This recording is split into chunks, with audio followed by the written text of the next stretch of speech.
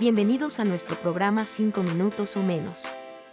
En este programa pretendemos resumir, en pocos minutos, temas importantes de la política nacional, la música, la cultura, el deporte o, simplemente, de las cosas cotidianas de la vida. 5 minutos o menos, con Martín Rodríguez Espinosa. Narcoestado y la guerra entre corruptos, con la Embajada de Estados Unidos como invitada. Primero vimos al entonces recién electo presidente Rodrigo Chávez rodeado de militares de seguridad fuertemente armados a su alrededor, exhibiéndose como si se tratara del líder de un grupo paramilitar. Era el anuncio de lo que se venía. Desde entonces, los innumerables actos circenses, que suele llamar conferencias de prensa, en donde al son de ordeno y mando pone uno a uno de sus ministros a desfilar para decir exactamente lo que él les ha indicado que deben decir. Llegó al punto de simular con su mano un arma en la cabeza de uno de sus monigotes. Esto ilustra su actitud grotesca y su desfachatez como presidente. Hace unos días, hasta la embajadora de los Estados Unidos de América en el norte del continente, con una cara de barro impresionante, salió a tratar de levantar el perfil presidencial de Rodrigo Chávez, sumamente cuestionado por supuestos ligámenes con organizaciones delictivas de narcotraficantes, que, si fuera cierto, no sería nuevo en el país. Si recordamos el amplio expediente sobre narcotráfico de personajes ligados al PLN, al PUSC, al PAC e incluso a los que se autodenominan cristianos y libertarios. Recordemos que Estados Unidos es el mayor consumidor de drogas del mundo. Ese país tiene agentes de la CIA y de otras agencias metidos en el trasiego de drogas y armas. Por ejemplo, nunca en toda su historia Afganistán produjo tanto opio para producir drogas como morfina, codeína y heroína como después de la criminal invasión del ejército de Estados Unidos y su dominio militar del territorio. ¿Casualidad? Por supuesto que no. Por eso es hipócrita ese apoyo a Chávez y deja muchas dudas.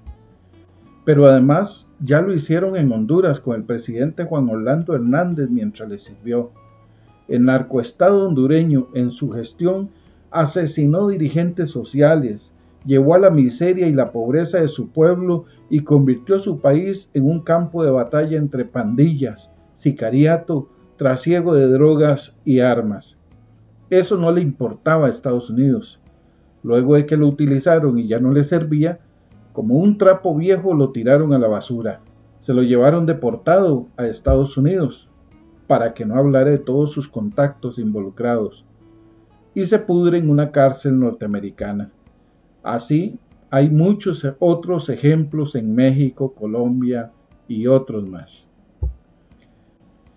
En el excelente trabajo realizado por Mercedes Muñoz Guillén, publicado en el Anuario de Estudios Centroamericanos de la Universidad de Costa Rica en 1990, titulado Narcotráfico, Democracia y Soberanía Nacional en Costa Rica, se puede obtener muchísima información relevante a este tema del narco, la vinculación de Estados Unidos en el mundo y en Costa Rica.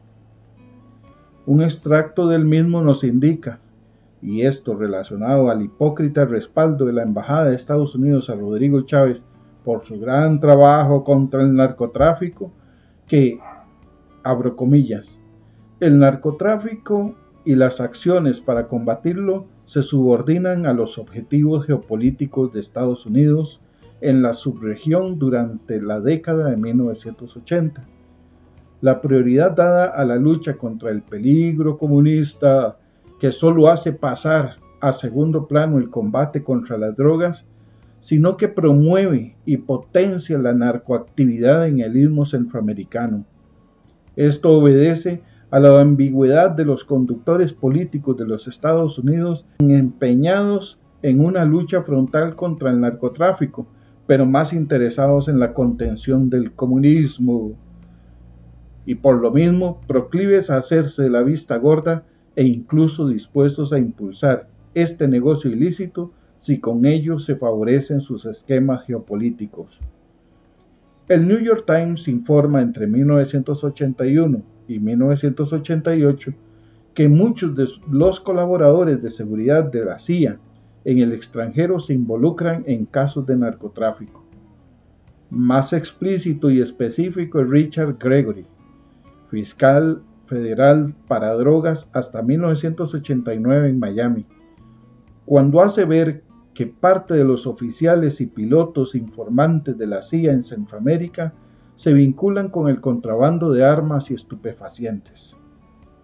En lo que respecta a Costa Rica, es particularmente ilustrativo el caso de John Hull, mercenario norteamericano quien sirve de enlace en Costa Rica entre la CIA y los narcotraficantes.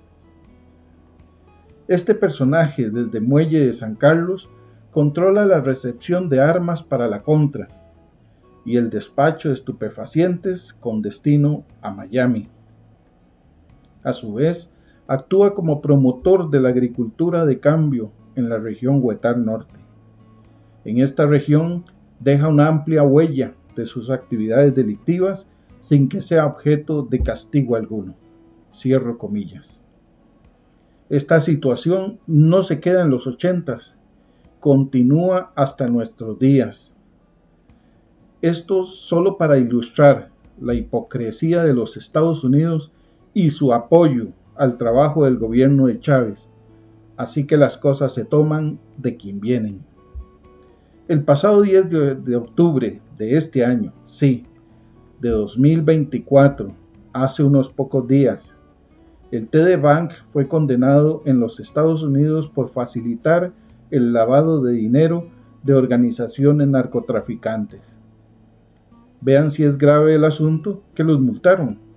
Una multa de $3,000 millones. Sí, $3,000 millones. Aunque para esos banqueros eso debe ser un menudillo. Pero pregúntenme, ¿cuántos ejecutivos de ese banco fueron a la cárcel? 0. Nadie. No se arrestó a ningún ejecutivo bancario por lavar $670 millones de los carteles de la droga. ¿Por qué? Saquen sus conclusiones. Mientras esto pasa, las principales calles de las grandes ciudades de los Estados Unidos se llenan de zombies consumidos por la droga.